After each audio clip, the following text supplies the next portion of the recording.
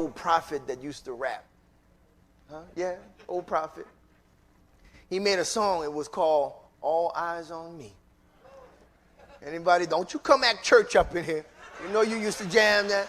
All eyes on me. Listen, y'all used to jam it. So in the spiritual. Yeah, that's what we're there. And what made you want to highlight his life and his music? Speaking of impact. Yeah, I mean, that's just it. It's impact, right? Lyrics, you know, the current climate that we're in. You know, one of the things about Tupac is that we highlight in the show is his prophetic nature, you know, looking out the window and reporting the news, so to speak, which is really what hip hop is. And if you take those lyrics and that poetry that he wrote from age 10 years old until the day he dies at 25, you really see that he knew what he was talking about. And I think that when people walk through this exhibit and see all the writings and see what he was talking about in the context of now, there's a lot of light bulbs that are going to be switched on. The question that I wanted to ask you, but I couldn't get in touch with you at the time was, do you feel like we're in the end times with coronavirus? Do you feel like coronavirus is... Okay. All right. See, this is how I'm explaining that. The minute we're born, we're dying. The minute we're born, we're dying because we're taking step towards our death. Nobody knows when it's actually going to be or simply going to be, but the minute you're born, you're dying. So, of course, when you look at it like that, yeah, we're moving towards the end of days. Nobody knows how many days we have left or what's going to happen to end our days, but yes, we're definitely going towards the end of days. Okay, because for me, when I look at this, I see coronavirus, I see dudes talking about microchip, and to me, microchip ain't nothing but the mark of the beast. Where they lose. When I look at this, the coronavirus, I see them trying to throw microchips on you, which is the mark of the beast. I'm not about the mark of the beast, so that's why I'm feeling like it's the end time. I just want to know. Coronavirus. That's not going to be the end of the. That's not going to be the end of the world. That's not going to be the end of days. That's not going to be the end of the man.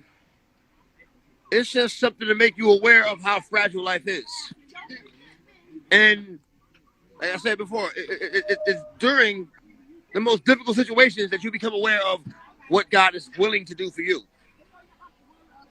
We've lost some, but they're with God.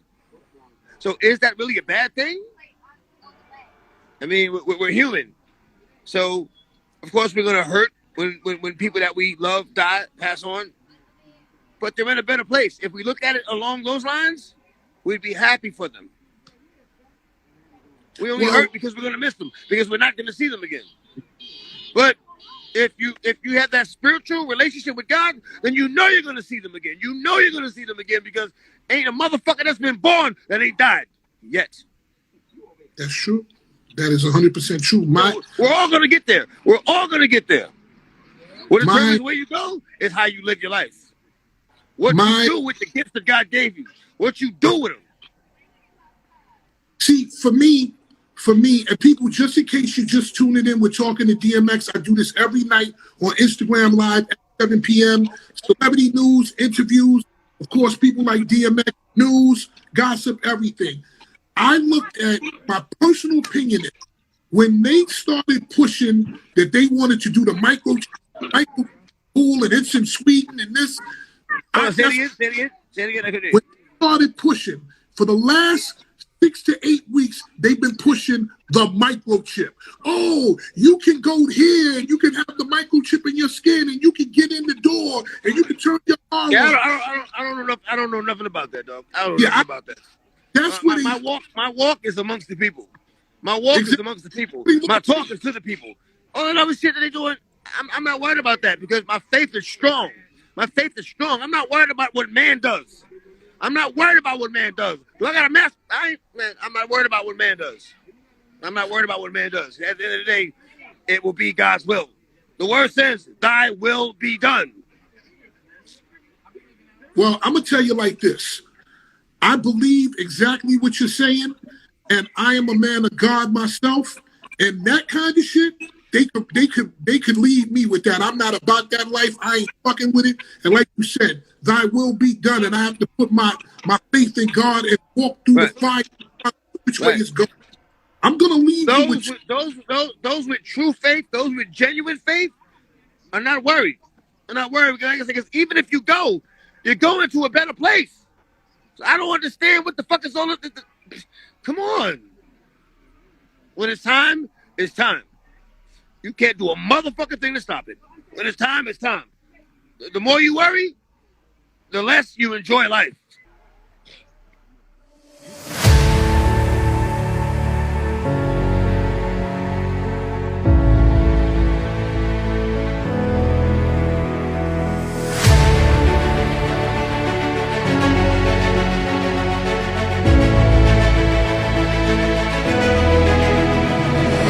I'm not saying I'm going to rule the world or I'm going to change the world, but I guarantee that I will spark the brain that will change the world. And that's our job, is to spark somebody else watching us.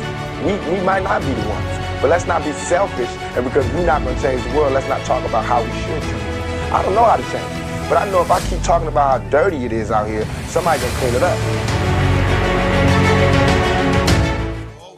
Just headed for doom, still consumed by the beats, and I know there'll never be peace. That's why I keep my pistol when I walk the streets. Fool, there'll never be peace. Will there ever be peace? Oh, we all just headed for doom, still consumed by the beats, and I know there'll never be peace.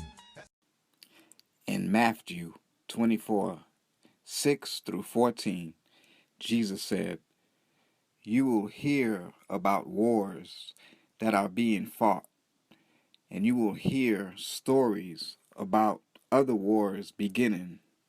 But don't be afraid. These things must happen before the end comes. Nations will fight against other nations. Kingdoms will fight against other kingdoms. There will be times when there is no food for people to eat, and there will be earthquakes in different places. These things are only the beginning of troubles, like the first pains of a woman giving birth. Then you will be arrested and handed over to be punished and killed. People all over the world will hate you because you believe in me. During that time, many believers will lose their faith. They will turn against each other and hate each other. Many false prophets will come and cause many people to believe things that are wrong. There will be so much more evil in the world that the love of most believers will grow cold. But the one who remains faithful to the end will be saved. And the good news I have shared about God's kingdom will be told throughout the world. It will be spread to every nation. Then the end will come." You see, the end is coming, guys. So don't get too attached to this world, and don't let the evil and corruption of this world get to you. Like Tupac said in his song, "There will never be peace." And that is true. But you can live with peace in your hearts if you carry your cross with Jesus every day. The devil he's in control of this world. Therefore, it will never be true peace on this earth until God rebuilds it from scratch. In 2 Peter 3:10, it reads, "But the day when the Lord comes again will surprise everyone like the coming of a thief. The sky will disappear with a loud noise. Everything in the sky will be destroyed with fire, and the earth and everything in it will be burned up."